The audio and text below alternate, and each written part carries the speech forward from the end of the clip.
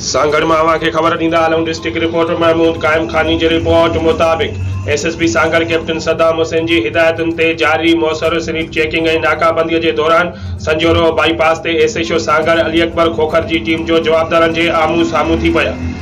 Police खे ॾिसंदे जवाबदारनि police ते सिधी फायरिंग करे ॾिनी।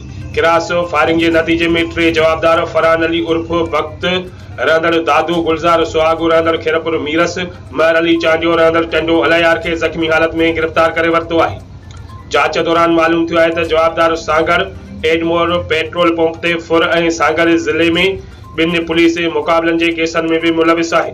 गिरफ्तार जवाबदारन वटां 3 टीटी पिस्टल हथ किया विया है। एडमोर पेट्रोल पंप ता फुर वाक़े में मुलविस जवाबदार गुलजार वटां फुरथियल मोबाइल फोन पिण हथ कियो वियो आहे।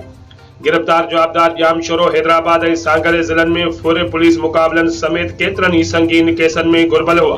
ॿियनि ज़िलनि मां भी जवाबदारनि जो क्रिमिनल रिकॉर्ड जा तफ़सील गॾु कया पिया वञनि।